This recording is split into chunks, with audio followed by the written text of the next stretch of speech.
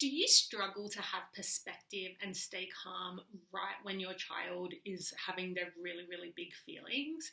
This is something that happens to a lot of parents where after everybody has calmed down, it's kind of easy to go, they're just little kids, or even if they're big kids, I can totally understand that they were overwhelmed and that's just what was going on for them. And it's kind of easy to have that perspective and to really recognize that it wasn't a crisis and you probably didn't need to lose your cool.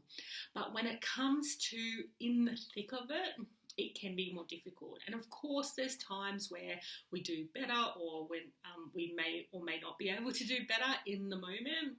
But for those times when we're really struggling to get perspective in the moment, I want to talk about that today and what we can do to help ourselves really move through it. I'm not going to be talking about taking deep breaths.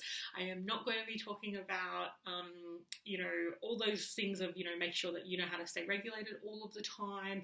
What we're really going to do is talk about some practical things that you can do so that you can build the muscle of being able to stay calm in the moment that your child is having those really big feelings. So the first thing we want to talk about is that your brain can build connections, can build a pattern or a habit just as well, maybe not just as well, but very well out of practicing something as it can from doing it in the moment. So what we can do is, after the fact, every time you have a situation where your child has big feelings and then you end up losing your cool, what we can do is basically have a little bit of a replay. Now, you can do this with your child. I don't recommend doing that until you know how to help your child through those feelings, because this is very much a you process at this point. But once you have really good habits around it and really good clarity around it, you can totally do it with your child if you like. But for now, if you just do it by yourself, where what we want to do is look for where was the moment where things started to get off track for you. So what was the moment? And so in some cases, it's like a particular type of feeling. So for some parents, it can be anger that really sets them off because they have some history around what it means for people to be angry at them, or what it means for children to be angry. There can be, particular baggage around particular feelings. For some parents, it can be a particular time of day. So it's like making sure we get out of the door on time can be a big moment. But there can be lots of other things where we go, okay, now I can see this is shifting. We're now off track. So this may not be when you lose your cool, but you can see where we've been on track and all of a sudden we're now on a different trajectory. And what we want to look for in that moment, what were the signals? So for me, the biggest signal is if these muscles, for those of you who are listening or watching, it's the muscles at the back, the top of your back, the ones that kind of connect your neck to the top of your shoulders, but on the back side, not on the top there. And those muscles, if those muscles are up for me, that tells me that either I'm already off track of my own accord in very early stages, or this moment is taking me off track. So it's a physical sensation that I notice.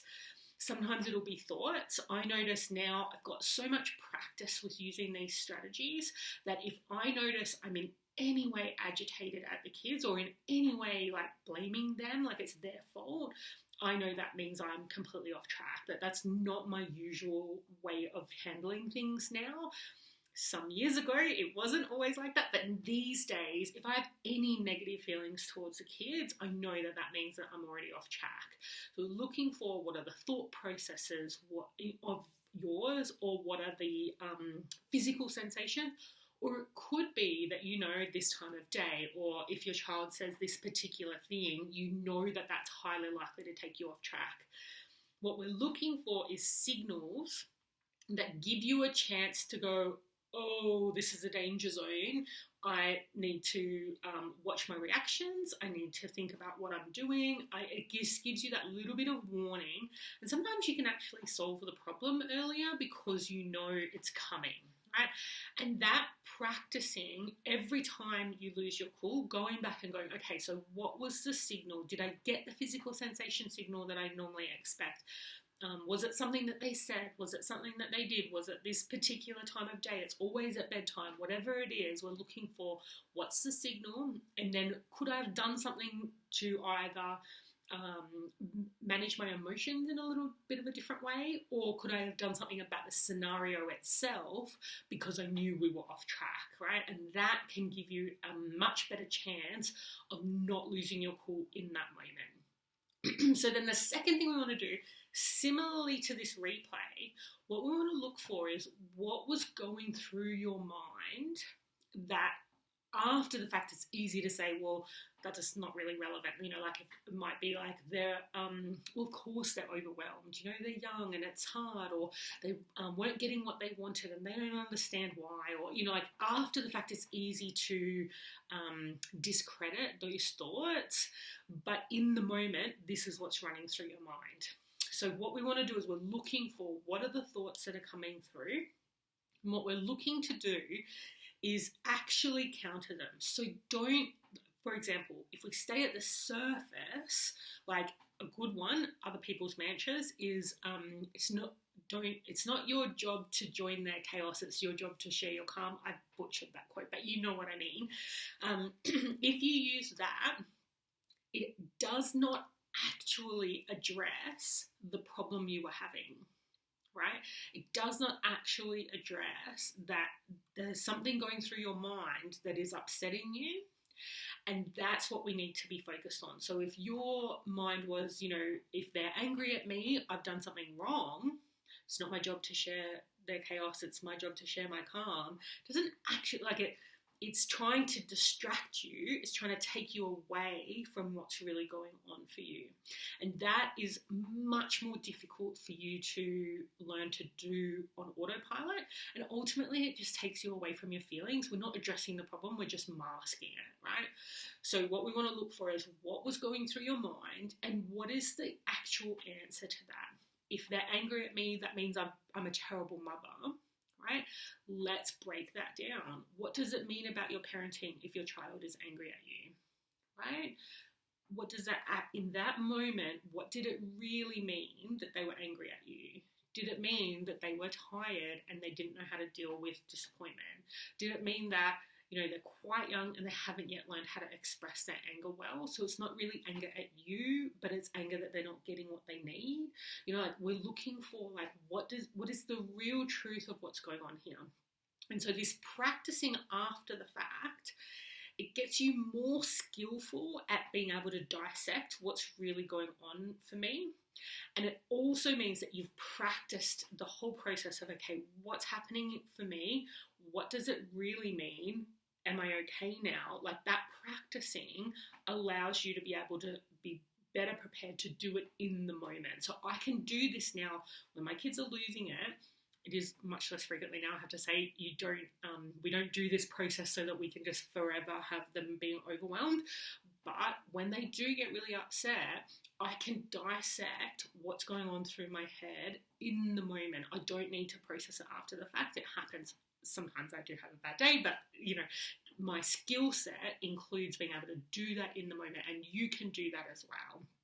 So the more you practice that, the better it is for you to be able to know it. And ultimately, like most of us have like a subset of stuff, right? And that stuff might be areas where we don't have the perspective of our child. It might be the stuff around like baggage from our own childhoods, or it could be around even some adult relationships that we've had. So ultimately, there's like always, there is a finite amount of baggage that can come up. So once you've practiced all of them, you'll be better able to do it in the moment anyways, right? Because you'll know what's coming through. So once you've gotten into that moment of practicing, now you can do the replay anytime. I recommend the closer you can do it to the time that you've lost your cool, the easier it is to recognize what was actually going on for me. But you can do it a couple of days later. If you lose your cool on a Wednesday and the week's busy and you don't get a chance to do it until Sunday, you can still do it then. And just practice those thought processes of what was going through my mind, what was the truth of the situation, and how would I have been able to reassure myself in that moment. So that's our second thing. The third thing that keeps us, so when we lose our cool, basically something is coming up for us that feels overwhelming. But that is far less likely to happen if we are connected with our children's perspective in the moment. So if you can recognize in the moment, so how our baggage works, right, is you look at what's going on around you. If something isn't working and you don't know how to solve the problem, your mind goes back to look for what are the other times that something like this has happened, because that tells me how much of a crisis this is, and that can tell me, like, what am I supposed to do in this moment, right? So then, if you know how to see what's in front of you and deal with the problem that's in front of you, you don't get the chance to go looking for the baggage because you're just in that perspective in that moment right then.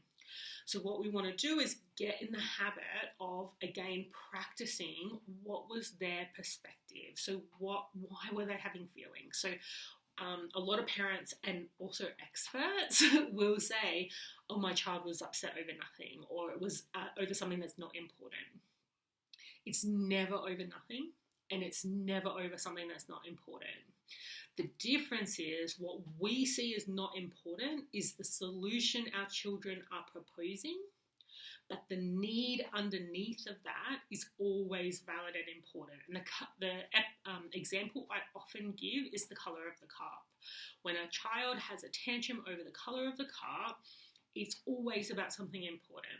And a good example might be the baby always gets what she wants, and when I ask for the pink cup, it's always in the dishwasher. Now, of course, not always in the dishwasher, but rather than dissecting whether it's true, what we want to look for is the child is saying to you, I don't feel as important as the baby, right? It doesn't matter what I want, it only matters what the baby wants. And so it's not the colour of the cup that is the important thing, it's the meaning underneath the colour of the cup. And so it's always important, we just have to find what is that thing. So when you're practicing, it's like, why is my child upset? And you will still be able to stay calm if you can say to yourself, I don't know why they're upset, but I know there's a valid reason, I just haven't found it. That, once you truly believe that and you're comfortable with that process of, I'm trying to figure it out, I haven't been able to figure it out, but I know it's important, I just can't find it, then your mind still won't go looking for the baggage. It still won't go looking for, is this a crisis? Is this a problem? Am I a terrible parent? Like, all that stuff is just not going to come up if you can stay in that moment. And rather than, a lot of people will recommend mindfulness for that, I find that mindfulness in the space of parenting, the way mindfulness is recommended, it's like if someone says, like, my house is on fire, and you say you need to be mindful about it, the way people talk about it in the space of parenting, it's like, just really focus on the fact that your house is on fire. Like, that's not helpful. Like, what's helpful is we go and find a way to put the fire out, right? And even when we say focus on the fact that your house is on fire, like, let's say, for example, you couldn't put the fire out for whatever reason, what real mindfulness is being able to accept and process that this is terrible, that my house is on fire, but also I'm safe, hopefully everybody else I know is safe, and accepting the bigger picture here. Whereas the way mindfulness is spoken about with parenting, it's like you're meant to be fine with the fact that your house is on fire, which is very different to recognizing that a problem has happened and I have looked for solutions and I can't find one, and ultimately this is a problem and it has happened, and accepting that. So I hope I've explained that well, but you can see how the way people talk about mindfulness in parenting, I think is really unhelpful. I think what they're trying to help you to do is learn how to be disconnected from the problem that your child has, so that you don't get dysregulated. But we don't want to disconnect from the problem your child has. We want to connect with the problem and solve it, or at least process the fact that we can't solve it one way or another. So, this all being said, I am going to be going through, the process I'm going to be going through in my next webinar is around processing those feelings and understanding your child's perspective. So when we say that they're never upset about nothing and they're never upset for something that's unimportant, in this webinar, we're going to be looking for how do we look for what is the real thing that's going on? How do we distill upset feelings into something that is not about the color of the cup, but it's about whether I feel important, or it's about whether my needs matter, or it's about whether I have choices and I have autonomy over my own self. And we want to look for how do we get into that, because sometimes it can be quite theoretical to say it's always something important, but unless we can distill it, it still can be quite stressful. So if this is something that you would like to learn about, you can register for the webinar at jodithornton.com/feelings, and that will take you through to this webinar where we'll really be going through how do we look for what do our children's feelings tell us about what they need, how do we figure out what that need is. So just to recap, our strategies are looking for what was your first signal that something was off track within you, so that you can build in a coping mechanism or build in a little bit more awareness so that you have a little bit more space around your reactions to your child. The second one was around doing a replay so that you can figure out what was going through your mind and how do you counter that with the truth, not with just blanket statements and not with generic mantras that somebody else has given you, but with the truth that responds to your own situation in that moment, so that you can build the skills to do that for yourself in the moment. And the third thing is really getting connected to your child's perspective. So doing these three things will really help you to be able to, access that perspective that you will get after everybody's calmed down in the moment, so that you don't lose your cool as often. Thank you so much for watching.